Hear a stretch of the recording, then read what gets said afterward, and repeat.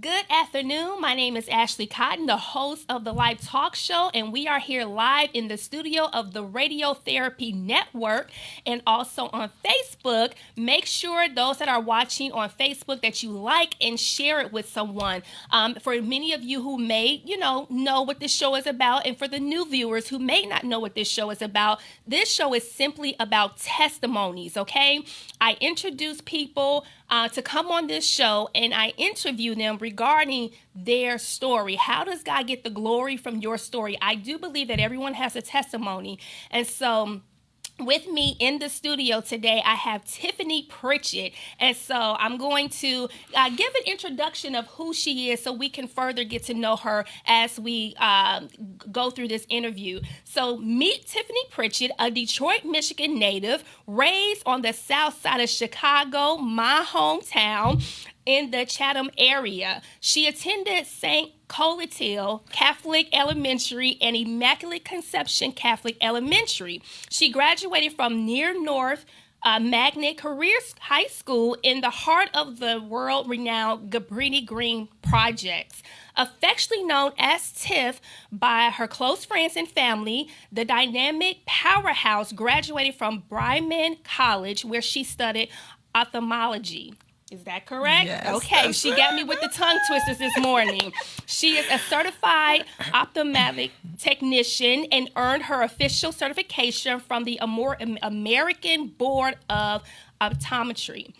In addition to being the outstanding mother of 3 beautiful children, Whitney, Brittany, and Raymond Anthony Jr., she is a successful event planner and party promoter who loves entertaining. Because of her love of music, she founded Knee Deep Entertainment, LLC, inspired by the unique spelling of her and her children's names, Tiffini, Whitney, Brittany, and Anthony Jr., RJ, in Knee Deep. Hi. She gave me some tongue twisters with this bio. I was trying to get through it. You did it. Okay, Tiffini. So I had the pleasure of reading Tiffini's book, okay? When You Can't Give Up, This Is Me. And let me tell you, I read this book in 2 days because it's such a page turner. Of the fact that you bared your soul in this book. I did. For everyone, people that you may not even know, and people that you do know, your family and friends that are close to you that read this book. And looking at you, you do not look like what you've been through. Yeah. So let's just get into it right away. And if I can, if you will allow me, I would like to read excerpt from one, So chapter 1, it says, "This is my truth. It is crucial that no one attempts to judge my mother, but instead understand why she treated me in such an evil way. I am not trying to excuse the emotional, physical, and financial abuse I endured. I must answer the question people ask when they learn I was a teenage mother. Where was your mother? Question mark. Some people may have had a different experience with my mother. This is my truth." So let's get into it. Okay. Your truth, Tiffini.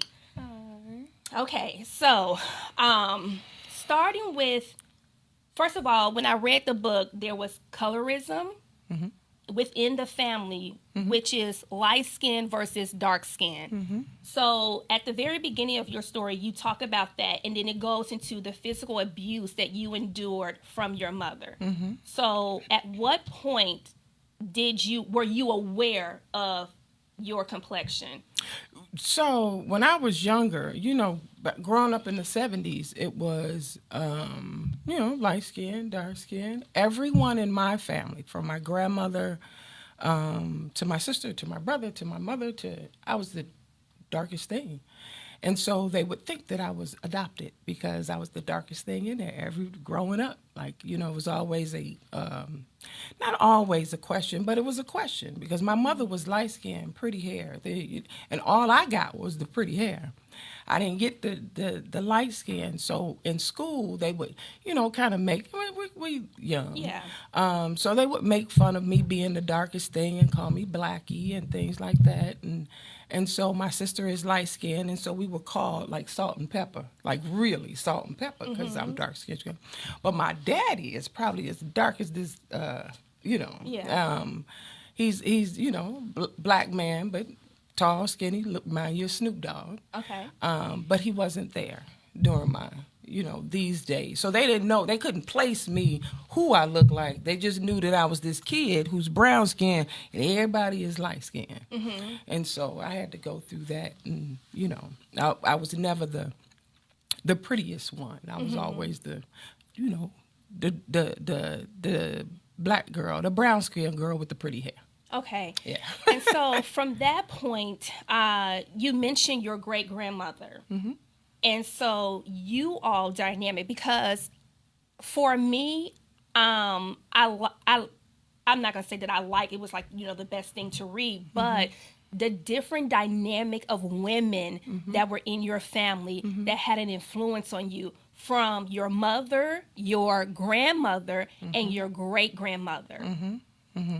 And so from those three relationships, the one that really stood out to me was the love that your grandmother had for you. That's exactly. And my own thought, and you could correct me if I'm wrong, but what I gathered from reading the book was that, because you did mention the fact that there was such a family secret that was uncovered, that your mom, when your grandmother was pregnant with your mom, they played it to where they were sisters instead of mother and daughter. Yeah. So you have all these different family dynamics, and I'm pretty sure we all can relate. Our story may not be your story, but there are some deep, dark secrets that family hold on to, and especially your great-grandmother being the matriarch of the family, that she ran the show. She said what was going to be and what wasn't.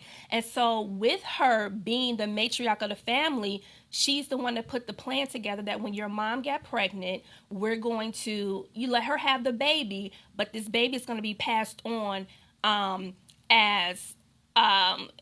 what's the names of the one who was going to be her mother, but really was her auntie? So it's my grandmother.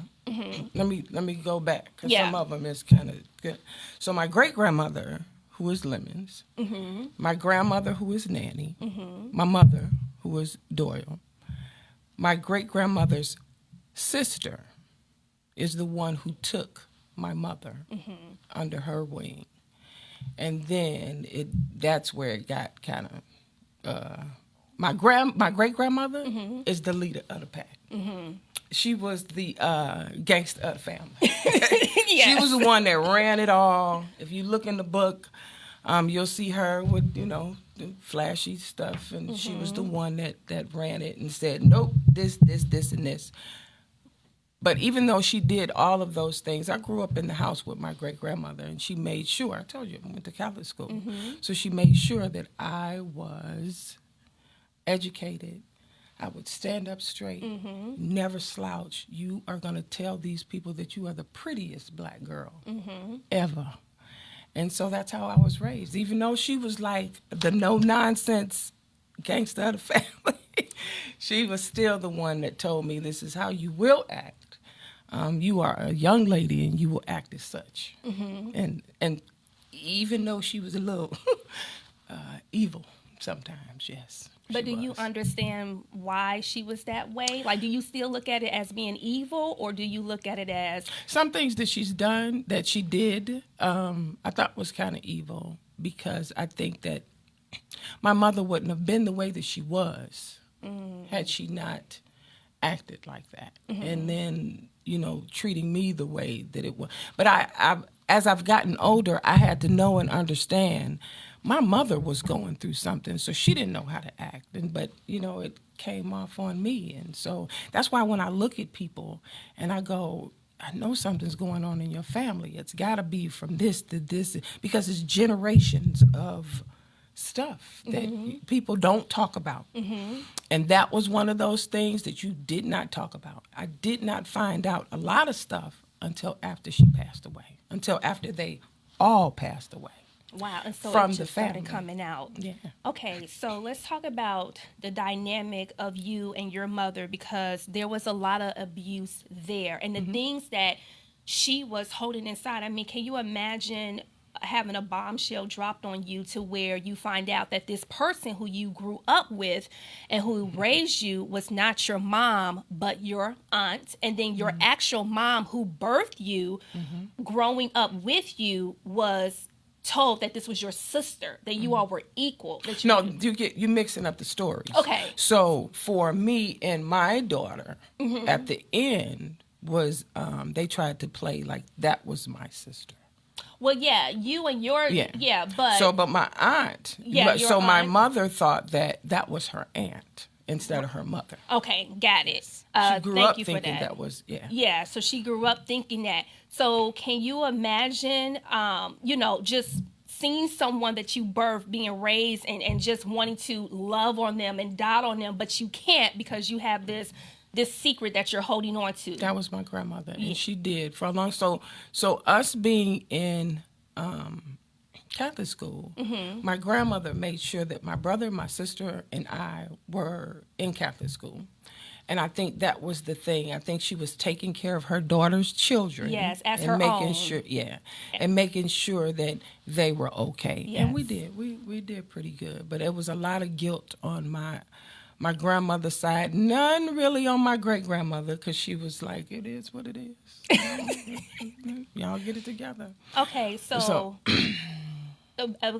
back to the dynamic of you and your mother, because we hear so many times the mother and daughter relationships that clash, that don't see eye to eye, that don't have that loving mother and daughter relationship. We didn't. So out of your own words, out of your own mouth, because I've already read the book, can you tell our audience what that was like? For my mother, my mother and I never got along. But I was young at the time. I wish that I was older and she was still living and she could say, hey, I'm sorry that I treated you that way. But she died when I was 15 years old. And so she never got a chance. We never got a chance to kind of heal that. Maybe in the last 6 months of her life, yes, but not really. Me growing up, I couldn't stand my mother. I didn't have a relationship with her. Really, it was more so, I felt like she didn't care. And so she just kind of treated me like a stepchild, like I wasn't her own child. Only in the last few months of her life did she apologize and say, I'm sorry, and that she loved me right before she passed away. But that whole time, if you look at Color Purple and you see Miss Seeley and she doing, and she taking care of the kid, all of the stuff. That's how I felt. Like, you know what I'm saying? I felt like that ugly little black girl who didn't, I didn't grow up with my mother telling me, oh, you're so pretty. I never did that. My grandmother did, though. Yeah, my grandmother did. My grandmother made sure that she knew, that I knew, that she would tell me that I was pretty and I was beautiful. But my mother... But nobody told her, Nobody told her. She smoked when she was, 13 years old. She was on the street. She was a no-nonsense person. And one thing that she did teach me was you don't take no mess from nobody, and I don't care who they are, So, but that's how she was. She was a hard out. She was only 5 feet, 4'11". She wasn't that big. But she had a big personality, and she would, she wasn't the loving person because she didn't get that when she was, growing up. She didn't get that, you're pretty, and she didn't get any of that. She just my grandmother always told her to get out or, leave or, So we never, so she didn't get it, and she didn't give it. Okay. So. Now, was she like that with all your siblings? Because you do have a brother and a sister. No. So she would always say to me, you'll never be as pretty as your sister. Because of the whole light skin, dark skin thing. Yeah, and then but my sister, I love my sister. We have some issues right now, but I still love her. You know what I'm saying? But I just want everybody to get that help. My brother is no longer with us, but he passed away this year. She didn't treat him. My brother was never around for that. It was just me and my sister. And so I got the backlash of whatever it was, you know. Okay. And now we fast forward because you have Whitney, your firstborn daughter, who has passed away. So now let's talk about that transition and that phase of your life. That there's more hurt and pain added to that, but you loved her so much. I loved her so much. She was like she was like my little baby doll. I really did think of her like that. Like when I would, you know, I've worked since I was 15 years old, nonstop. I'm very fortunate never to been without a job ever. I've never been like, you know, you off for a little while or laid off for a couple years. I have worked consistently since I was 15 years old. And so when I was 15, I would make sure that my very first job was Miss Fields Cookies. And so I would get, you know, like clothes, and I would really think that she was my baby doll. Like I would dress her and things like that. So during the time when she got sick, it didn't click to me.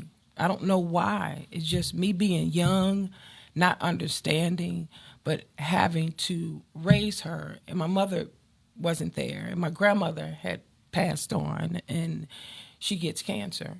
And so I'm out on the street, like me and this kid, you know, trying to take care of this kid. And so for her, I mean, she was my everything. So when she finally did pass away, I don't know what mentally, you know, I don't know what it was. The doctors told me in the beginning that she was going to live 6 months. And so she lived 6 years. But I still didn't get that because she lived 6 years. And I thought that she was going to, you know, she'll be okay. So after she did pass away, I was, I don't know what I was. I was just everywhere. But I did have my daughter, Brittany, during the time. And when you all read the book, you'll go, oh, okay. And so when Brittany came along, I had told God, before Brittany came along, I told God, I said, I'm not going to be here. I will not live without my daughter, Whitney.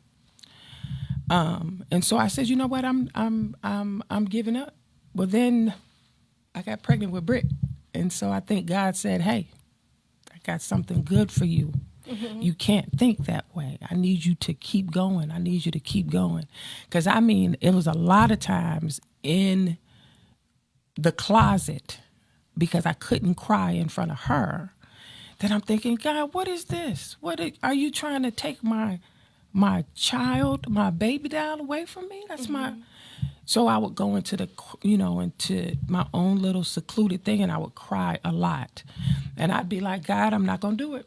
I'm trying to tell you, if she goes, I'm gone. I'm committing suicide. I don't want to live anymore.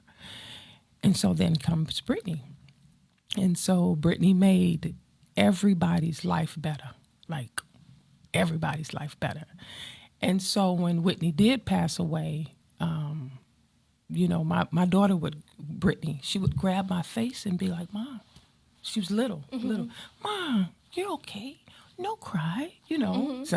So she made me kind of, but living with a child that's passed away and still raising a child was hard. I'm sure it was. And so you mentioned, you know, you talk to God because the thing is that God hears our prayers, right? We may not be the best that we can be, but there's grace and mercy for every situation. And that's what I really want to highlight with the stories of, you know, my guests who come on is the grace and the mercy of the Father. His love that super exceeds anything that we can comprehend. And we know that he makes all things work together for the good of those that love him and are called according to his purpose. And so I want to go back to when Whitney was born.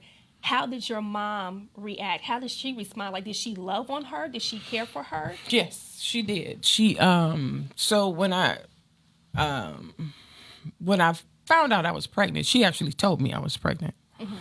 And so I'm thinking, she crazy. I didn't know what she talking about. She been crazy. I ain't thinking about her. But I was young, you know. So when I had her alone. You all will read the story, but I mean, I had her at the hospital, but I was by myself.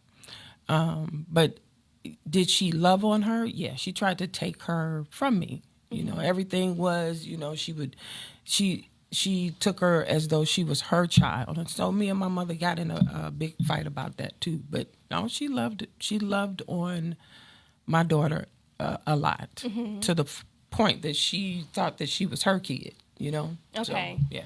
So that's wonderful to hear, because just seeing the different dynamic that with Whitney, I was thinking like, well, maybe she wanted to make what was wrong right. And I think that's what it was. Yeah. I do think that's what it was. She wanted to make everything right with my daughter because she made everything wrong with me. So it was the same way with my grandmother. She, you know, my grandmother wasn't there for my mom, so she tried to do it with us and my daughter, you know. So that's exactly what it was. She tried to make it right. And so she never, after Whitney was born, little to less fighting because my mom passed away right after, not too far after my daughter. So, but during that time that Whitney was here, I mean, that she was here with Whitney, she babied her, she brought her everything, you know, bought her everything. So no, she never, and then me and her didn't get into it a whole bunch, but we got into it still. Yeah. You'll And see. then one of the things that I like about your book is that your dad comes into the picture. Your relationship and your dynamic with your dad, and nothing is perfect, right? Relationships are not perfect. They do take work and time. But I love how you did the different perspectives from Robert, Whitney's dad, and then also you put in a perspective from your father, so you can actually read their thought process and their viewpoint of each situation that she brings up in the book. And I thought that was really unique, because you really don't get that. Yeah. You only get the one side story, right? Yeah, And yeah. then not the other person's story. So I wanted to make sure that because he was Robbie, Whitney's father, was there when she passed away. So I wanted him to say his story because, and then my dad, you know, my dad and I, we speak now. But during that time, no, I wouldn't, because I'm this hard nonsense. I don't want to talk to you. Forget y'all, you know. So me and my dad didn't have that relationship either. And I won't lie and say that, you know, right now we still don't have that relationship. But, you know, I still speak to him. I just saw him in August under different circumstances. But my aunt passed away, his sister. But I went for the funeral, and he was, you know, he made a statement. He said, there was the first time him meeting my husband. Okay, now me and Ray have been together, known each other for 26 years, but that was the first time he ever met my husband. And he told my husband, he said, "You got a good one." He said, "Just don't make her mad." He's like, Ray said, yeah, I understand, I know, you know, yeah. So I'm a better individual now, but you know, back then, me and my dad did. We don't have a good relationship, but there's a relationship. And how was your process in forgiving everything that occurred? Because, like, we're just scratching the surface of it, but the things, and I don't know how far you want me to go in, how deep. Okay, that's fine. But I mean, the things that Tiffini experienced, like for me, it was a turn pager when I was reading it, because I was just like, how can one person endure so much, right? And the fact that your mom broke your leg and your father was there, and he explains that part of the story, right? And he clears that up. And then, you know, being homeless out on the street with you and your siblings, and just the whole gamut of abuse. And let me tell you that people, it was how I started talking about it, and I'd say it in the book, is I was just on the bus one day, and my friend Sharice that I used to work with, and I was 20-something years old, and she asked me a question, and from then I just started talking. But she started looking at me like this. Like, And so because I had never spoke about it and I didn't think anything was wrong, I just said something. And so then it was, now this was when I was 20 something. So all of these things that were happening and she had to experience only what I talked about. And then to go farther into my daughter passing away, this is a book because nobody believes me. That's why I put people that have placed in my life so people can know and understand. I didn't just make this up. Right. This is my life and this is what happened to me. So I'm just like, Yeah. Yeah. And one of the parts that I want to read also in her book, chapter 14, he just wasn't there, speaking of your dad. And it says, and this is coming from the therapist, what she said. And I'm glad that the therapist had an input in this too, that you quote her, because she says, he doesn't have the capacity to give you what you need, but that doesn't mean he doesn't have the capacity to be who he is and who he can be to you in the relationship. Even though what was lost is in the past and is back there, but doesn't mean that you don't or you can't start from where you are right now. And I don't have to live there. And you don't have to live in the past. I don't have to live in my past. For a long time, I didn't talk about my past, so I didn't understand that wasn't right. And so growing up, I'll tell you, my daughter, Brittany, my turning point was not until my daughter was 11 years old. And we had moved here. And we were in the kitchen, and she said, I said, Brittany, you walk around here with an attitude. And she turned around, she said, Ma, you walk around here with an attitude. And I was like, nobody told me that. I didn't know that. You know what I'm saying? I think I don't want to do that. I don't want that to be her story, like that was my story. So let me get it together. Let me stop. Let me go and get some help. So I went to a therapist. And the therapist, I tried to sit on the couch. And when I was sitting on the couch, I laid on the couch like we on the couch, like, at the therapist. And before I knew it, I'm talking to her, and the therapist was crying. And I just went, now, wait a minute, I'm paying you so much money. You are not supposed to be crying. I said, you know what, what the world? I am not going. So, but I continued to go because she was like, no, Tiffany, you need to get this out. She said, but I don't think. Then she was an older lady, she was like, these things are not normal.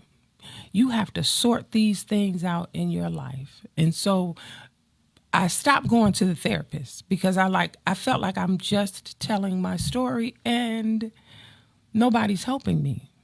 So for me to get on my knees and pray to God, I said, God, 2020, COVID. I got on my knees and I said, I don't know what you want me to do, but I got to do something. This story is in my head and I got to do something. There's so many girls that I know for sure that I can help. So I said, you know what, I'm just going to do it. 2020, we had lost a lot of people from COVID. And I was like, I don't know when God will say, hey, it's your turn. So I just needed to go and say, here's my story. So I turned 50 years old in, last year. And so that was my journey to say, hey, this is my 50th year. I want to do my book. And so I just started. I started writing. I didn't know how I was going to do it. So one day I was on, but I told God on my knees, I said, I'm going to do this. God, send me, how am I going to do this? Because I don't know where to start. I was on Facebook one day just scrolling, and there's this Black girls group on Facebook. And in the group, they said, post a picture of your bar. So I posted a picture of my bar. Now, keep in mind, I don't smoke, nor do I drink. Okay, I'm going to say this. My friend Yolanda said, stop saying you don't drink. I rarely drink, meaning I will have a drink maybe once a year. Okay, so I can't say that I don't drink. But I have a full bar. The reason why I have this full bar, and I have a full bar meaning any liquor that you need, from white Hennessy to anything, because I do entertainment, I have it. I posted a picture of my bar. There's a lady that came on Her name was Dr. Carla. I can't remember what her last name is, but she came on and she said that bar tells a story, and I went, how can she tell that from just my picture that my mother was an alcoholic. Growing up in my house, even though my mother was, kind of off, she was classy. Okay, she was the classy alcoholic. She had her fur coats and everything. Yeah, she had her fur coat. So when I tell you back in the 70s and, growing up in Detroit, the Motown, but the lady had said that picture tells a story. And I said, that's my dream. I said, you know what? I actually thought about writing a book. And she said, well, I know someone that you can go to. Mm-hmm. Her name is Adrienne Bell. Mm-hmm. And I said, okay. So she gave me all the information. She put forth, she gave me the information. She put us in a chat. So I talked to Adrienne. She called me right away. So I couldn't believe that this process was just going. And so she said to me, Adrienne, I don't know if I can really write this down because I've been trying to write it for the last 10 years. And I said, I don't know if I can write it down, but I can speak it. She said, well, let me tell you, we're going to do these interviews and you're going to do these, we're going to do phone interviews because it's 2020. It's, well, it's 2021. It's still COVID. Right. So she said, we're going to do this, these interviews. So I did like several interviews. We did Zoom calls. We did everything. And then it printed it out.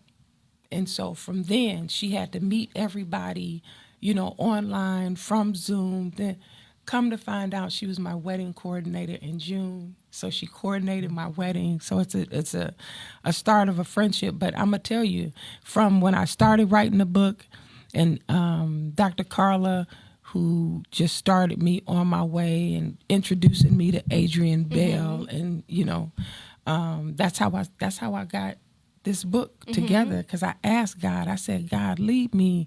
What am I doing? I don't know. So He gave it to me. And one of the things that I like is that God will orchestrate. He will bring the dots together. If you go to Him humbly, which you did on your knees, and you just simply say, God, this is what's been placed on my heart.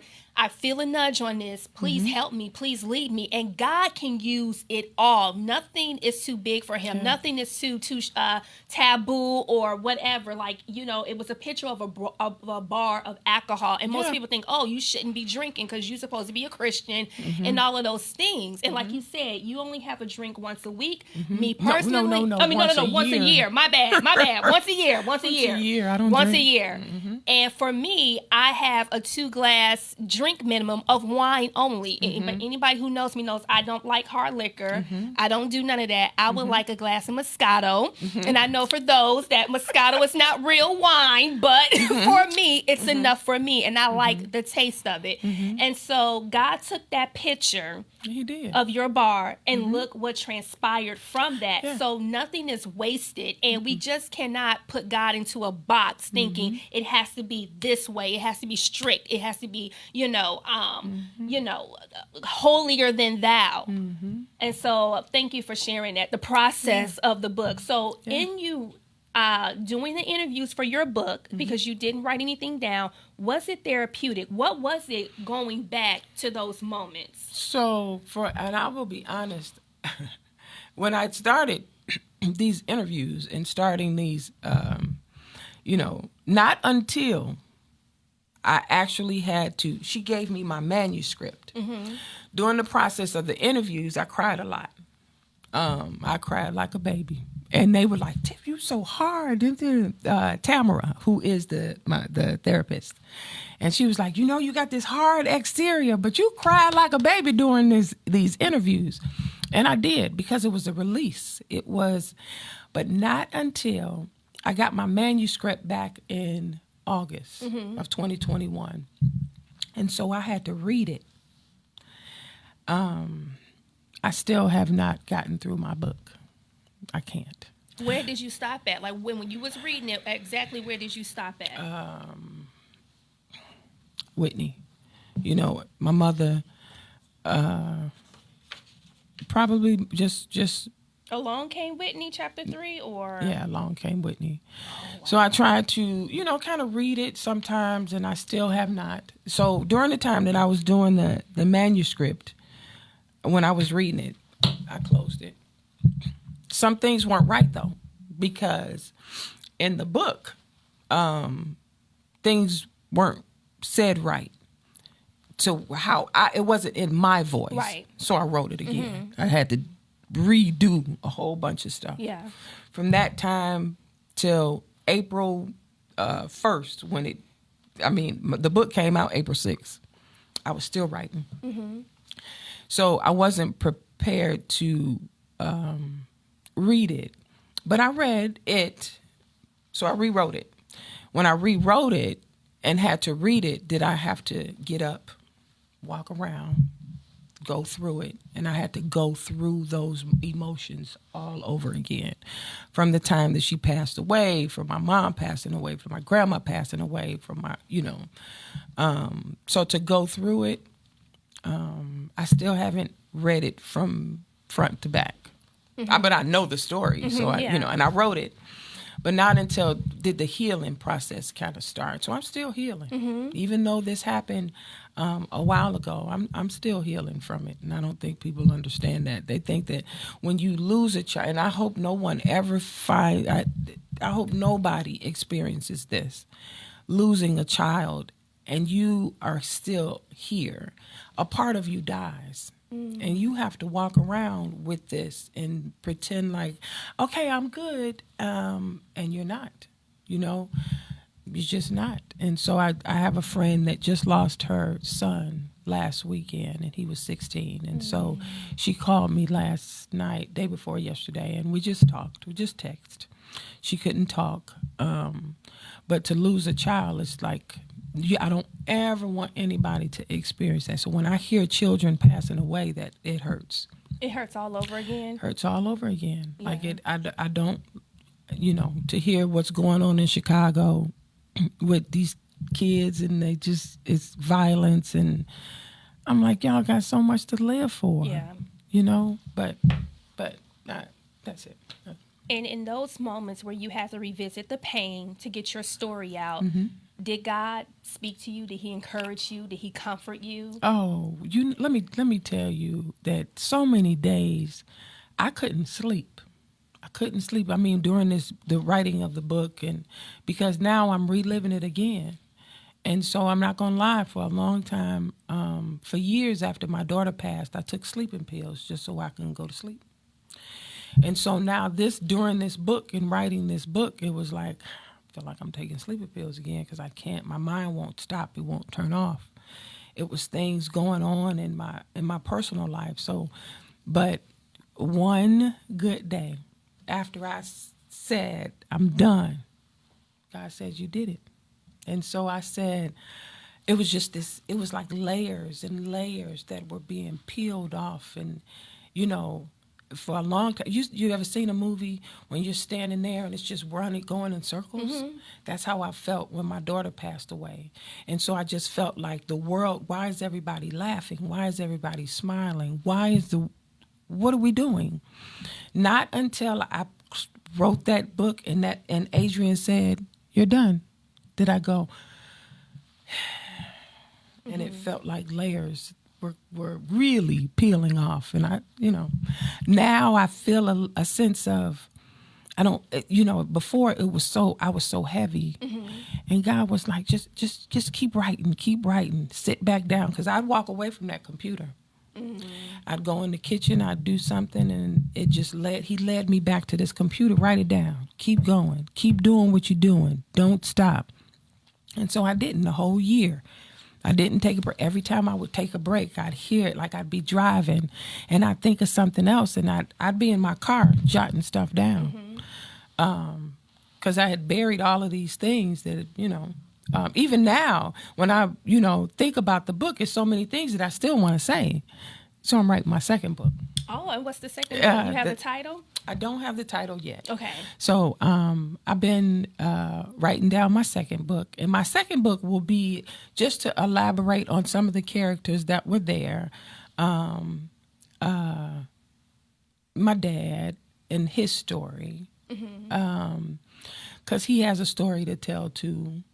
My second book was supposed to have my brother,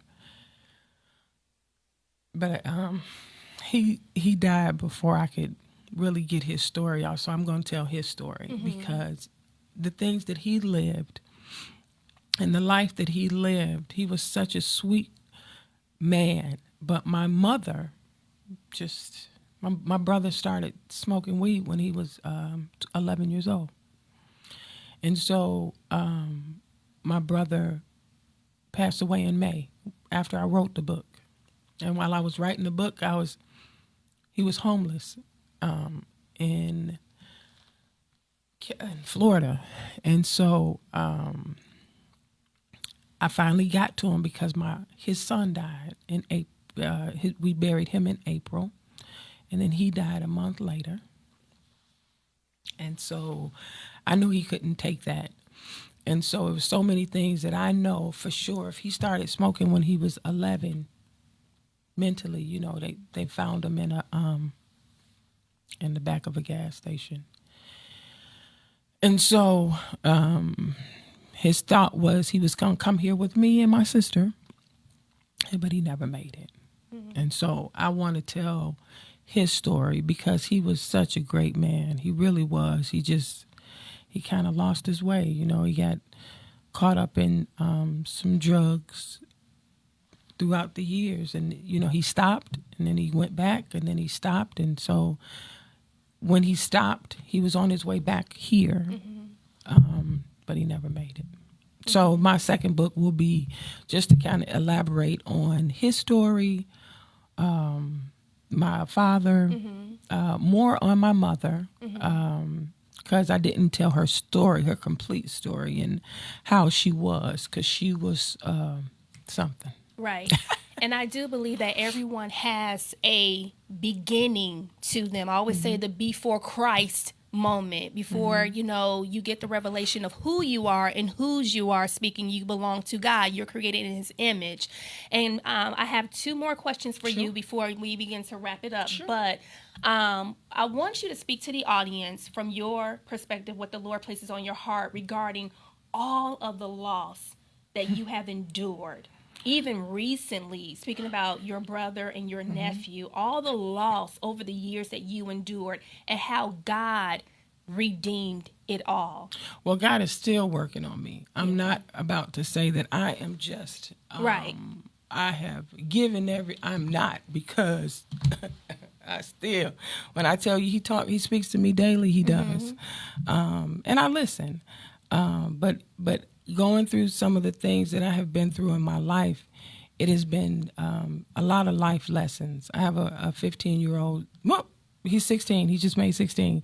I have a 16-year-old son that is just the sweetest young man you can ever see, and God has placed, it was just my daughter and I, and then God gave me our son, okay, Raymond and I, because I got to talk about Ray, because he helped me a lot in this process too. But for God, let me tell you, he's always spoken to me, because believe it or not, y'all, sometimes I could be a little rough, okay? So only in these, as I've gotten older, God has always been number one in my life. My mother, even though she was going through whatever, she made us go to church. Okay, that was one thing. We had to go to church. So for coming up, a lot of times, God would be like, Tiff, stop. Don't think about all of the bad things that have happened to you. You're still here. Thank God that you are still here. So every time, whenever I move, and this is no lie, if I got here, thank you. When I leave home and you let me go with my family to walk into that house, thank you, because I could have had an accident. So this whole process has been, all I can say is thank you. That's it. He has been my number one. He's been my counselor. Because when those days when I was homeless and I was young, and people would say, "Tiff, you talk to yourself?" No, I'm talking to him. He answers me in his way. And really, I know the doctor that I work with, she go, "Tiffany, you talking to yourself again?" I go, no. I'm just confirming some things with my buddy. That's all. And so he walks with me every single day. In anything that I do, I say thank you. Yeah. And when the book was released, and I'm sure your friends and your family read it, what were the reviews? What did they say? So some of my friends, they looked at me like this. I had no clue. I didn't know. A lot of people, they don't know. My family didn't know. Even my aunt Debbie, who is my dad's sister, she goes, "I didn't know all of those things happened." But when you piece together all of the people that were there for me, they knew, like that. For me to be one person is. She's like my sister. It's Larissa. So when I was pregnant in labor, 14 years old, in labor, her and her mom took me to the hospital. And so she knew that portion of that, but she didn't know the other portion. So all of my friends, for my friend Sharni is the one that was always making picnic baskets and things like that. She never knew that until she read the book. So people kind of pieced it together and went, whoa. So it's a lot. It was a lot, but they have surrounded me and gave me the most hugs, and I got married June 25th to my best friend Ray, and when I tell you we partied just like and my friends were there. My aunt couldn't make it because my grandfather's 102, and so she couldn't make it, but she was on Zoom, and everybody, just Anna. All of they have given me hugs and surrounded with me with the best love in the world. Yeah. And where can people go to purchase your book? You can go to Amazon, and it's When You Can't Give Up, This Is Me by Tiffini Pritchett. You'll pull it up for a little while. It was the bestseller. So pull it up, Amazon, When You Can't Give Up, This Is Me, and purchase.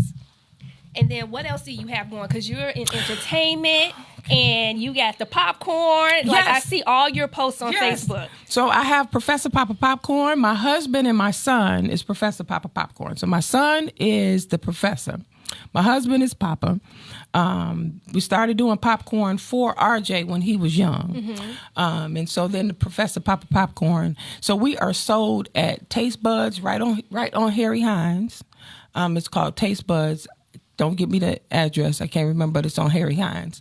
And then What's Cluckin' in Plano. And so we sell our popcorn.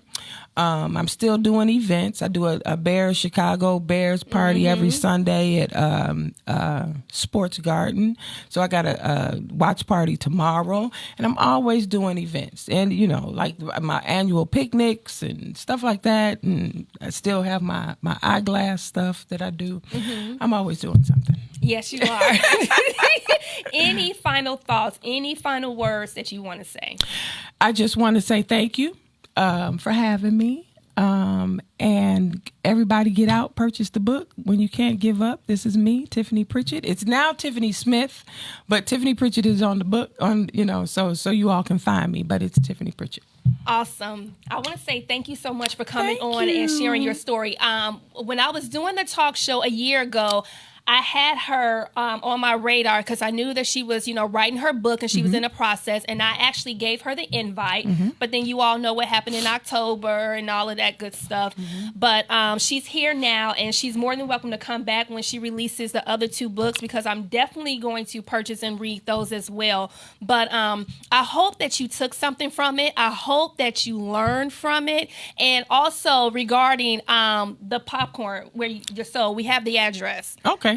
So All it's right. 6801 Harry Hines is Taste where you buds. can, taste buds. And it's And then the what's fluffy? Chicago style popcorn with the caramel and the cheese mix. Yes. And so you can purchase it there. But I just want to say that I hope you all learn something. And even though you're in your own journey, in your own walk of life, and it may not be my story and it may not be Tiffany's story or anyone else who comes on this platform to share their testimony, you have a testimony and God can use all of it. He's not afraid of it. It's not too hideous for him to collect whatever it is that you may feel like it's in vain or it's worthless. He does not forget. He writes it all down in his book of life that he has for you. And so I hope that you all will remain encouraged. Next Saturday, I will not be here. I am in a wedding and I won't be here for the 19th, but I will be here for the 26th of November. And so I will talk to you all then. Until then, you all have a blessed Thanksgiving. It's coming up. So I hope that you all, reconcile with your family, your friends, if you need to do that before the holidays. Life is really short. Yes. And so make peace. And so thank you all for watching, for tuning in. Make sure you share and like the talk show. And I will see you guys back on the 26th.